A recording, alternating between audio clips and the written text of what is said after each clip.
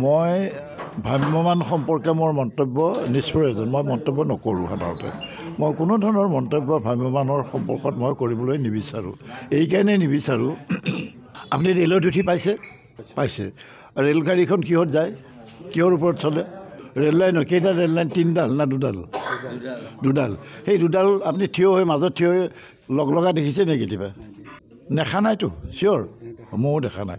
গতিকে ভ্ৰাম্যমানো এনেকুৱা এটা ট্ৰেকত যায় আৰু MSR অবৈতনিক নাট্যগোষ্ঠী এনেকুৱা এটা ট্ৰেকত যায়, they never meet in one point, they can't meet in one point. সিহঁতে কেতিয়াও এটা পইণ্টত লগ লাগিব নোৱাৰে। সেই আপুনি ৰেল লাইনৰ মাজত 2টা ৰেল লাইনৰ মাজত থিয় হৈ চাবচোন, তাতে লগ লাগিছে নেকি?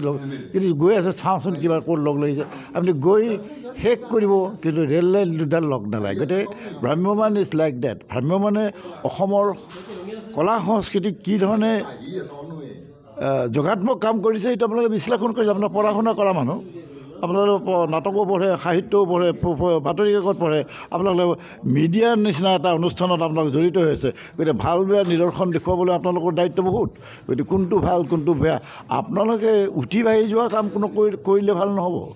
উঠি বাঢ়ি যোৱা, আমি অসমীয়া মানুহ এনেও আমি সকলো দুৰ্বল, মানুহবিলাক খুব দুৰ্বল। আমি প্ৰত্যেক কথা সাধাৰণ কথাটো পতি যা বুলি শব্দটো যে কয়, এই পতিছে দে, বেয়া ভাষাতে কৈছোঁ। গতিকে সেইটো হ'ব নাপায়। কাৰণ কিয় নাপায়? য'ত শংকৰদেৱৰ জন্ম, য'ত মাধৱদেৱৰ জন্ম, য'ত দামোদৰৰ জন্ম, য'ত তেনেকৈ য'ত অম্বিকাগিৰি ৰায়চৌধুৰীৰ জন্ম, য'ত অতুল হাজৰিকাৰ জন্ম, য'ত জ্যোতিপ্ৰসাদৰ জন্ম, য'ত ভূপেন হাজৰিকাৰ জন্ম, য'ত দুৰ্গেশ্বৰ বৰঠাকুৰৰ জন্ম, য'ত ইন্দ্ৰেশ্বৰ বৰঠাকুৰৰ জন্ম, য'ত সৰ্বেশ্বৰ চক্ৰৱৰ্তীৰ জন্ম, য'ত লক্ষধৰ চৌধুৰীৰ জন্ম, তেনে এখন দেশত, তেনে এখন সমাজত আপুনি অপভ্ৰংশ হোৱাটো বিচাৰে নেকি? যদি বিচাৰে তেতিয়া মোৰ ক'বলগীয়া একো নাই। এইকাৰণে নাই, কাৰণ এটা বেয়া শব্দ ক'ব পাৰি আৰু এতিয়া বেয়া শব্দটো এতিয়া কিছুমানে ভাল পাব, মোক ইয়াত থকা মানুহে কিছুমানে ভাল পাব, বেয়াও পাব পাৰে। এতিয়া শৰ্মাহঁতে শুনি বেয়া পাব। মই লগুণ লোৱা নাই কিন্তু ভ্ৰাম্যমানৰ, মই লগুণ লোৱা নাই। শৰ্মাই বেয়া পাব পাৰে, লগুণতো কিয় ক'লাক 2ডাল দৰে। আৰু যদি কোনোবা আমাৰ দাঁড়িয়ালা বন্ধু বান্ধৱ আছে, তেওঁ ক'ব মই কিন্তু খতনা কৰা নাই। খতনা শব্দটো জানে নহয়, শুনিছে নেকি? কৰা নাই।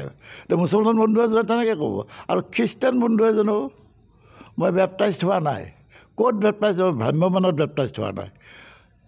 গতিকে মই বহুত কথাই ক'ব নাপায় মানে কওঁ মোৰ হয় নাই।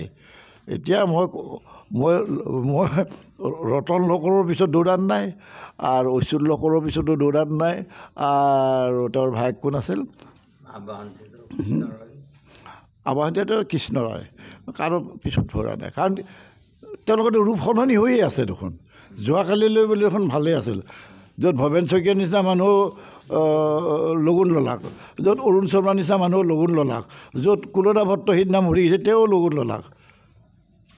তেওঁলোকেতো এখন নাটক কৰি 2 মাহ নে 1.5 মাহ পিছত লাট খাই উভতি আহিব লগা হ'ল, মৃত্তিকা গাড়ী। আৰু কি কেইখন আছিল অৰুণ শৰ্মাৰ নাটক, তেওঁ 1.5 মাহ নাটক কৰিব দিলা। তাৰপিছত কৃষ্ণদাই এনে ৰতন লগতে ক'লে, দাদা যাওক আৰু হাত জোৰ কৰিছোঁ, আপোনাৰ নাটক নচলে, গতিকে আপোনাৰ নাটক নচলে, পইচাও নাপাওঁ, আপুনি ওলক আমাৰ ইয়াৰ পৰা। কিয় খেদিব লগা হ'ল, আৰু কিয় খেদা খাই গুচি আহিব লগা হ'ল? তেওঁলোকেতো উদ্ধাৰ কৰিব গৈছিল। তেওঁলোকে মই প্ৰশ্ন কৰোঁতে কৈছিল, এই দুলাল তুমি কিয় বেয়া পাইছা? বোলো বেয়া পোৱা নাই, আপোনালোকক সন্মান কৰোঁ, মোতকৈ জ্যেষ্ঠ, শিক্ষাগতভাৱেও বহু ওপৰত। আপুনি লণ্ডনত পঢ়ি আহিছে, আপুনিও গৈছিল লণ্ডনত।